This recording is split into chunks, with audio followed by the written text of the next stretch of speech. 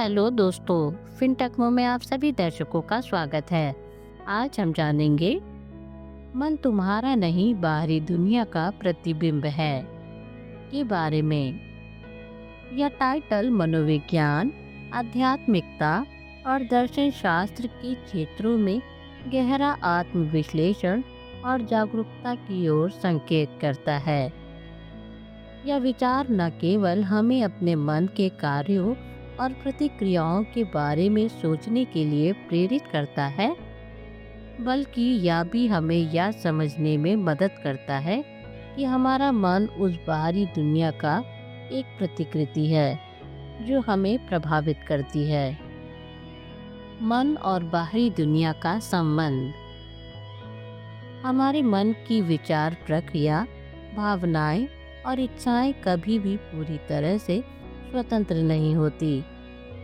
यह एक प्रतिक्रिया है जो निरंतर रूप से हमारे बाहरी वातावरण से प्रभावित होती रहती है।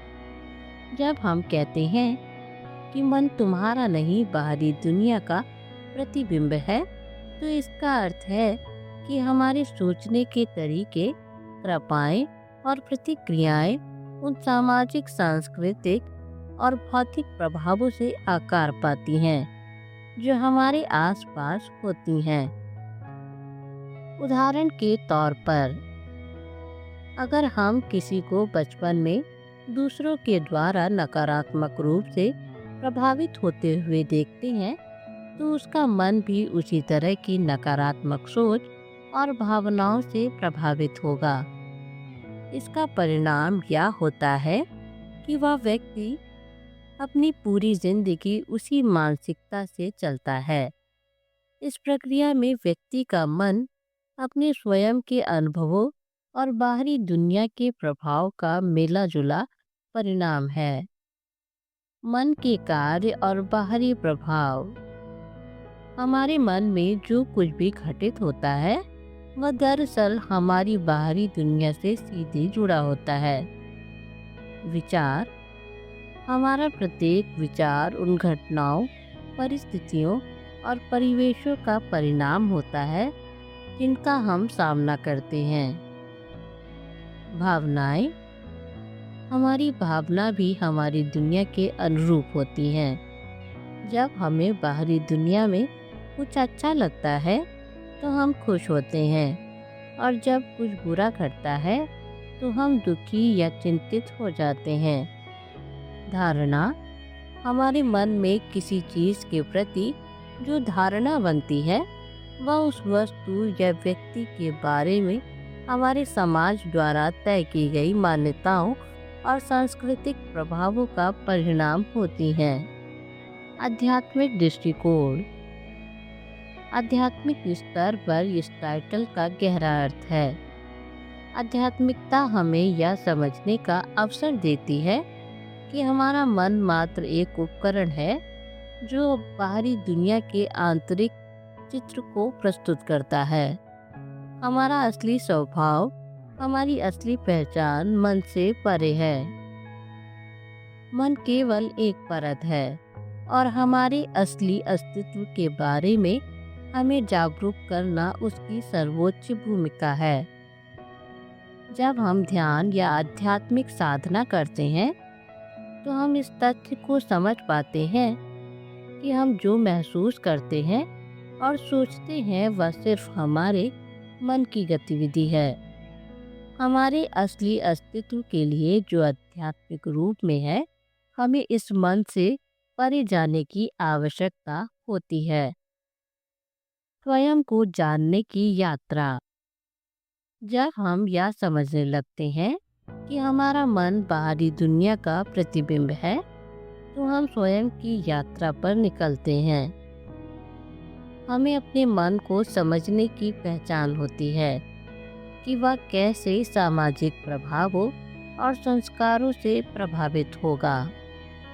जब हम अपने मन को नियंत्रित करने और उसकी प्रतिक्रिया को समझने की कोशिश करते हैं, तो हम एक गहरी आत्म जागरूकता की स्थिति में पहुंचते हैं। इस प्रक्रिया में हम यह समझ पाते हैं कि असली हम वह नहीं है जो हम सोचते हैं या महसूस करते हैं, बल्कि हम उससे कहीं अधिक गहरे हैं। उदाहरण, माना कि एक व्यक्ति हमेशा दुखी और निराश रहता है क्योंकि उसने अपने जीवन में बहुत सारी नकारात्मक परिस्थितियों का सामना किया है। वह व्यक्ति सोचता है कि वह दुखी है, लेकिन जब वह आध्यात्मिक साधना करता है और अपने मन को नियंत्रित करने की प्रक्रिया शुरू करता है, तो वह पाता है कि उसका असली स्वरूप दुख से कहीं परे है।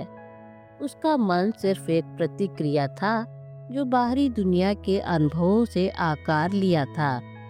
समाज और संस्कारों का प्रभाव। हमारे मन के विचारों और भावनाओं पर जो असर पड़ता है, वह समाज और संस्कारों से आता है। हम जो कुछ भी समझते हैं, मानते हैं और विचारते हैं, वह सीधे तौर पर हमारे आसपास के लोगों, हमारे परिवार, समाज और संस्कृति द्वारा निर्धारित होता है। जब हम इस बाहरी प्रभाव को पहचानते हैं और स्वयं को समझते हैं, तो हम अपने आध्यात्मिक और मानसिक स्तर पर स्वतंत्रता पा सकते हैं।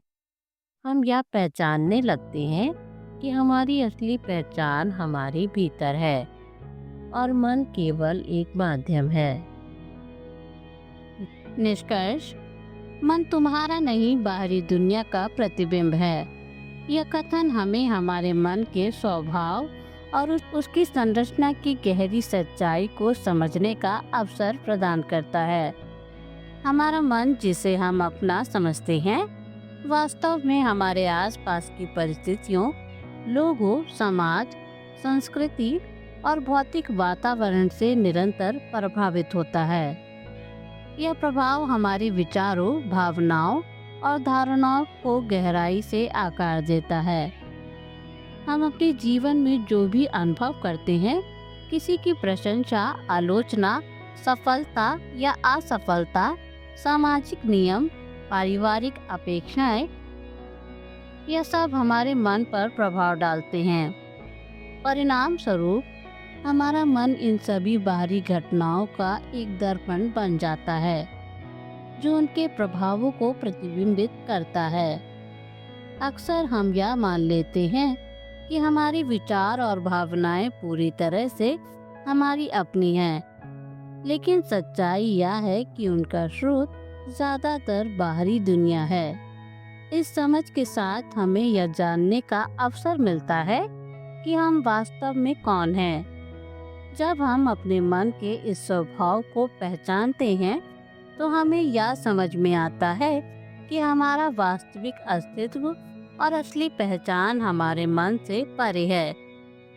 हमारा मन केवल एक माध्यम है जो बाहरी दुनिया को हमारे भीतर लेकर आता है।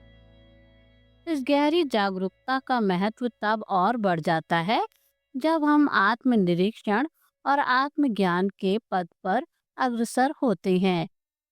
जैसे जैसे हम यह पहचानने लगते हैं कि हमारे विचारों और भावनाओं का स्रोत बाहरी प्रभाव है, हम अपनी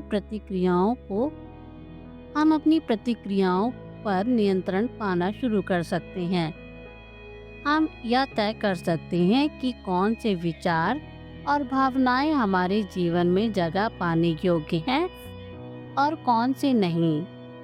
इस प्रक्रिया में हम अपनी आंतरिक शांति और सच्ची पहचान की ओर एक कदम बढ़ाते हैं। हम समझने लगते हैं कि बाहरी दुनिया की चमक धमक और शोर शराबे से परे हमारे भीतर एक गहरी शांति और स्थिरता मौजूद है। यह शांति हमारी आत्मा का स्वभाव है, जिसे बाहरी दुनिया की परछाइयों से प्रभावित नहीं किया जा सकता। आत्मनिरीक्षण का यह सफर न केवल हमें अपने मन की सच्चाई से परिचित कराता है, बल्कि हमें इस सत्य को भी सिखाता है कि हमारी असली शक्ति हमारे भीतर है, बाहरी दुनिया में नहीं। जब हम यह पहचानने लगते हैं कि मन बाहरी दुनिया का प्रतिबिंब है, तो हम उससे बंधे रहने के बजाय स्वतंत्रता की ओर बढ़ सकते हैं। यह स्वतंत्रता ही आत्मज्ञान का पहला चरण है, जहां हम अपने भीतर के प्रकाश को पहचानते हैं और बाहरी दुनिया के प्रतिबिंब को अपने जीवन पर हावी होने से रोकते हैं। यही वह क्षण है जब हम अपने सच्चे अस्तित्व के साथ जुड़कर एक अर्थपूर्ण और शांतिपूर्ण जीवन की ओर कदम बढ़ाते हैं।